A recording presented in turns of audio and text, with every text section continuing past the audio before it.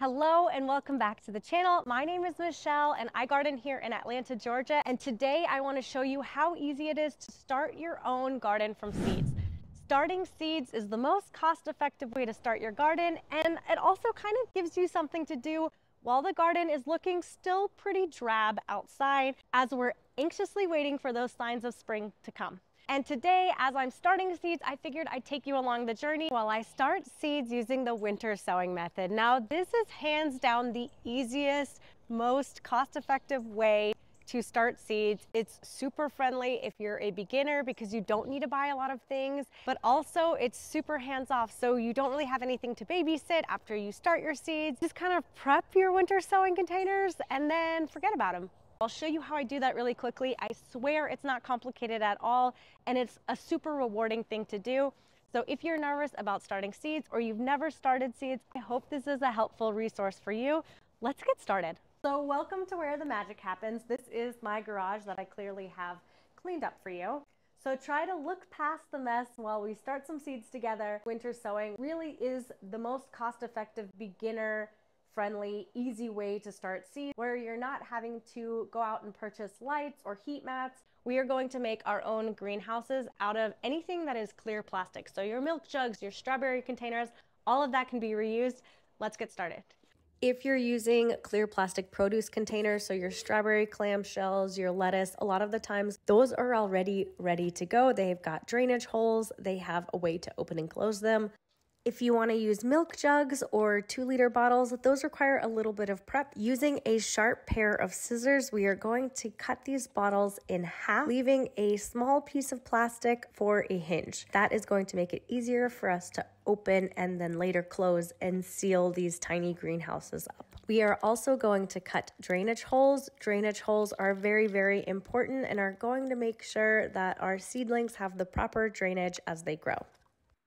Next up, let's talk soil and what type of soil is best for starting seeds. I like to mix my own potting mix just because it's a little bit more cost effective than buying potting mix. And I tend to use a lot of potting mix throughout the season. So what I've started doing is buying a giant bag of perlite. The perlite is going to loosen up the soil so that there is plenty of drainage. There's no exact science to this. I mix about 1 scoop of perlite to every 3 scoops of compost, basically until it looks like potting soil. I do also love using seed starting mixes, but I don't use that to fill the container that I'm seed starting in. I'll show you how I use it in just a second. This helps me save a little bit of money in the process too. So now that we've created our mini greenhouses and mixed up some potting soil, or bought some potting soil, all we have to do is assemble. So today I'm going to be starting some impatiens and some geraniums.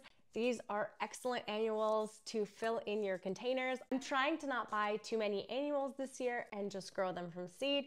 So this is going to be a really great method to help me do that. So I'm about 8 weeks out from my first frost. Our first frost is towards the end of March, and right now I'm at the end of January. Both geraniums and impatiens need to be planted about 8 weeks before your last frost. Impatiens need to be planted 6 to 10 weeks before your last frost, and geraniums need to be planted 8 to 16 weeks before your last frost. So that's why I'm planting them today. Always check your seed packets so that you're starting your seeds on time, and you can find your last frost date by Googling your city name, average last frost date. Anyways, let's get started. Step 1 is labeling each container. As much as you think you're going to remember which seeds you sowed in which containers, you will not. If you don't have a garden marker, which works really well, you can use a pencil. I've found that using a Sharpie on the outside of the container seems to wash off, so I like to add a plant tag to the inside of the container instead. Now we're ready to add that potting mix into our mini greenhouses. I fill up the mini greenhouses almost all the way to the top. If I'm going to be sowing a larger seed like sunflowers or peas, I'll leave about 1 inch of room at the top, but otherwise I just fill her up. One thing to note is that my potting mix is actually slightly damp. You don't want to have completely dry potting mix, but you don't want to have it soaking wet. So a nicely damp, moistened, if you will, potting mix is the best thing to use for winter sowing. Now all we have to do is sprinkle in our seeds like it's fairy dust. Just kidding. We are going to place our seeds about 1 inch or so apart. In the smaller half gallons, I can sow about 5 seeds. In the larger gallons, somewhere around 9 to 12 seeds. You don't want to overcrowd the seedlings because then you're going to have to thin or your seedlings won't grow as well. But also, if you're like me, you want to maximize the space so you can grow all of the things.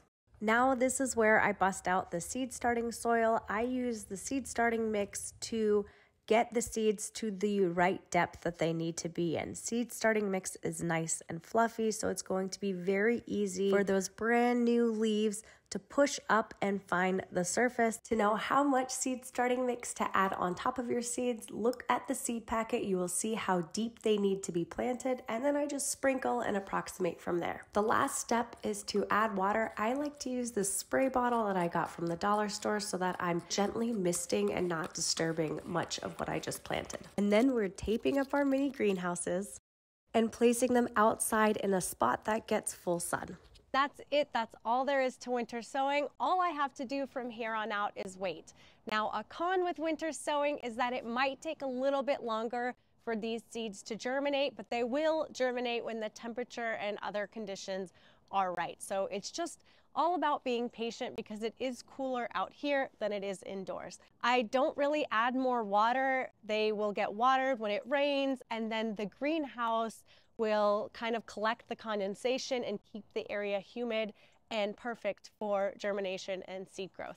So my plan now is to sow a container pretty much every time my kids finish a container of milk or we finish a carton of strawberries.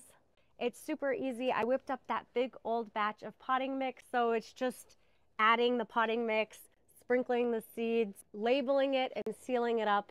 And then I grow my collection of this little mini greenhouse situation, and it looks a little bit junky, but it's so worth it because you can basically grow hundreds of dollars worth of plants for very minimal dollars invested. So I hope that was helpful and maybe encouraged you to try winter sowing and try your hand at seed starting if you've never started from seed before. It is truly that easy. The seeds, they will take as long as they need to sprout because they are sprouting based on the environment that they're in. So once the temperatures are right, they will start sprouting.